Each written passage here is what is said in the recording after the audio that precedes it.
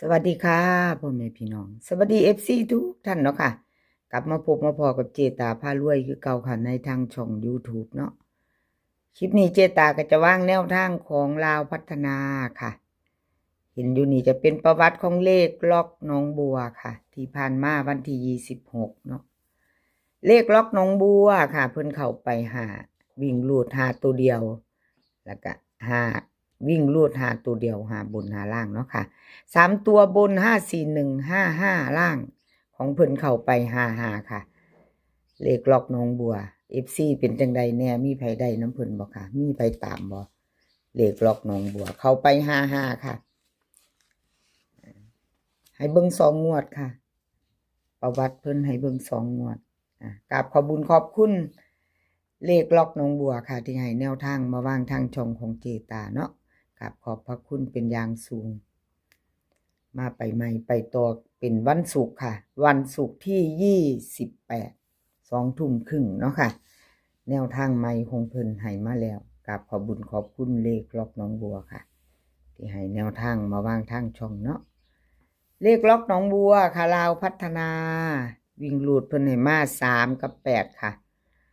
2 ตัว4 หาง38 37 81 80เบิ้ล33 88 3 ตัว 3 หางค่ะ380 838 837วิ่งลูด3กับ8 2 ตัวค่ะ2 หางเน้น38กับ80เบิ้ลค่ะพี่น้องเบิ้ลมาดีเจตาหังว่าดีเนาะ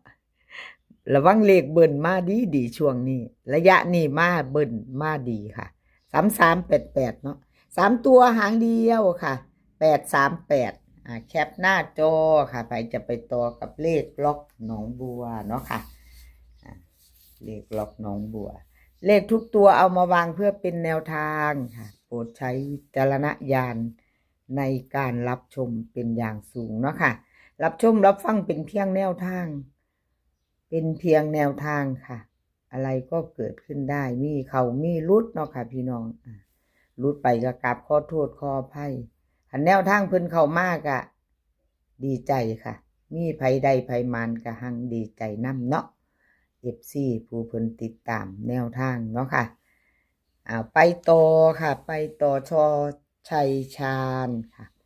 ชอชัยชาญ2 ตัวมา1 ตัวค่ะชอชัยชาญ2 ตัวมา1 ตัว541บน55ล่างเพิ่นเข้าไป1 ตัวเดียวเนาะค่ะ2 ตัวมา1 ตัวชอชัยชาญ2 งวดกับมา1 ตัวค่ะมาวิ่งมาหลุดขอโทษขออภัย FC แท่นช่อชัยชาญค่ะที่แนวทางเพิ่นบ่เข้าเนาะแนวทางเพิ่นหลุดไปกับขอโทษขออภัยหลายๆมาไปต่อค่ะไปต่อวันที่28วันศุกร์ชอชัยชาญค่ะกับขอบคุญขอบคุณหลายๆที่ให้แนวทางมาวางทางช่องเนาะค่ะลาวพัฒนาค่ะวิ่งรูดเพิ่นให้มา6กับ2 ตัว4 หางค่ะ63 62 24 25เบิ้ล66 22 3 ตัวค่ะ6 25 662 263วิ่งรูดค่ะเพิ่นเด่น6ร่อง2ค่ะเน้น62กับ25ค่ะ2 หาง 2 ตัว2 ตัว 2 หางเนาะเพิ่นเน้นให้ชอชัยชาญ3 ตัวนี่หางเดียวค่ะ3 ตัว 1 หาง625ค่ะ625แคปหน้าจอค่ะใครจะไปต่อกับชอชัยชาญเนาะค่ะ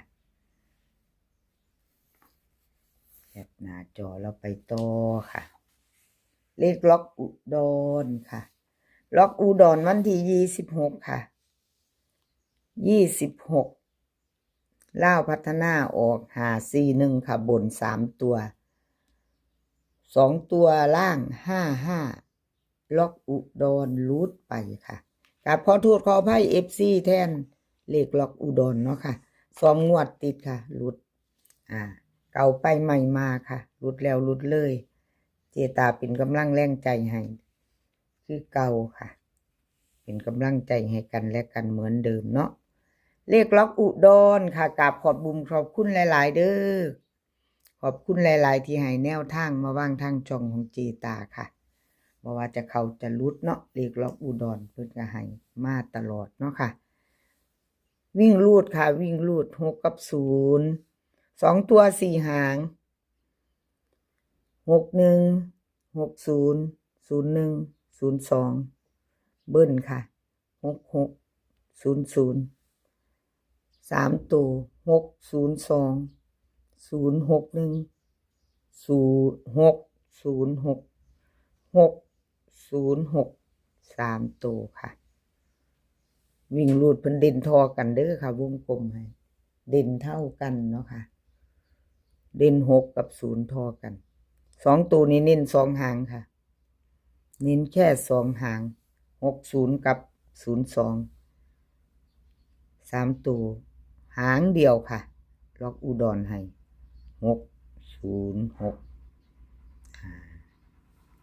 จับตามองค่ะพี่น้องเบิ้ล6600เนาะอะไรก็เกิดขึ้นได้ค่ะลาวพัฒนา2 ทุ่มครึ่งค่ะวันศุกร์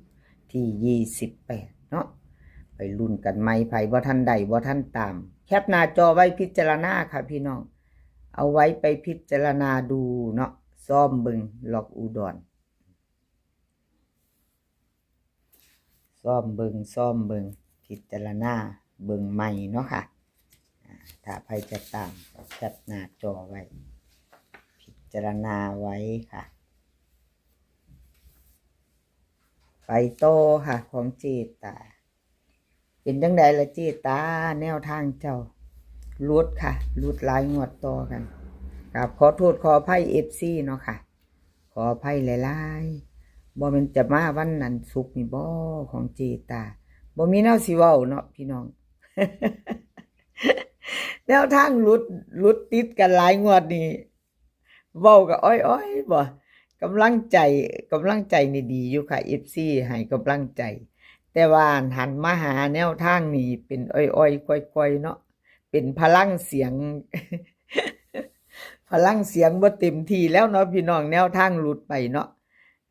หลุดต่องวดเนาะเจตาก็เป็นอ้อยๆตัวเสียงหาวๆแน่ว่าติ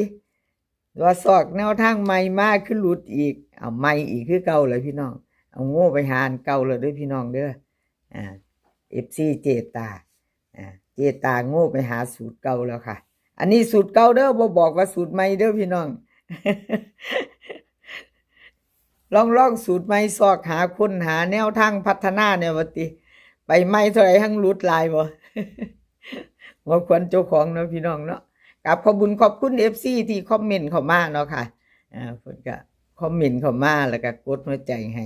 ห้กำลังใจมาส่งกำลังใจคือเก่าละเจตาว่าซั่นกับขอบพระคุณเป็นอย่างสูงค่ะ FC ผู้มีเมตตาใจดีกับเจตาเนาะค่ะช่องน้อยๆเพิ่นก็เข้ามาให้กำลังใจอยู่ผู้ติดตามก็น้อยๆพี่น้องFC เพิ่นก็จนเหลียตูนเนาะเป็นตาสงสารเจตานี่ผู้ติดตามน้อยว่าติ เอาตามนั่นล่ะค่ะไปเรื่อยๆเนาะไปเรื่อยๆเป็นหยังค่ะ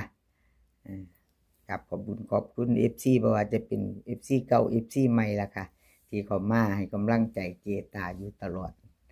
เอามาเบิ่งแนวทางเก่าค่ะ ว่าจังสันเจตาแนวทางเก่าสูตรเก่าเด้พี่น้องสูตรเก่าคันผู้ใดฟังอยู่เขามาเห็นคลิปนี้เนาะเอาเว้าแต่อยู่หัวแต่เจตาเจ้าสูตรเก่าค่ะพี่น้อง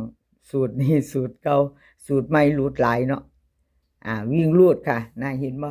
อันตะรูดสลุอูก็บ่ใส่แล้วนี่ล่ะจะถึกอันแนวทางจะเข้าเป็นสิล่ะพี่น้อง เว้าไปเนาะเจตาเจ้าว่าติลาวพัฒนาค่ะของเจตาวิ่งรูด4 กับ 5 2 ตัวค่ะ4 หาง4 6 4 7 5 3 5 2เบิ้ล4 กับ 5 ค่ะ3 ตัว3 หาง4 5 2 5 4 7 4 4 7ค่ะวิ่งรูดเด่นทอกัน4 กับ 5ของเจตา แนวทางเก่าค่ะสูตรเก่า อย่าถืออย่าซ่าเนาะพี่น้องหัวจักหน่อยหลีกรุดดู4กับ7กับ52ค่ะเจตาเน้นให้452ค่ะเน้น3ตัวหางเดียวค่ะหางเดียวแคปหน้าจอค่ะใครจะไปต่อกับเจตาพารวยแคปหน้าจอค่ะไปต่อวันที่28เนาะค่ะ2 ทุ่มครึ่งเป็นวันศุกร์เนาะคลิปนี้ขอให้พี่น้องโชคดีกับลาวพัฒนาค่ะลาวพัฒนาจะเป็นวันศุกร์ให้โชคดีกันทุกคนขอให้มีความสุขขอให้สุขภาพร่างกายแข็งแรงค่ะเดินทางไปไสก็ขอให้ปลอดภัยเดินทางไปก็ขอให้มีโชคค่ะกลับมาขอให้มีชัยคลิปหน้าพอกันใหม่ค่ะกราบขอบพระคุณหลายๆคลิปนี้ก็สวัสดีค่ะ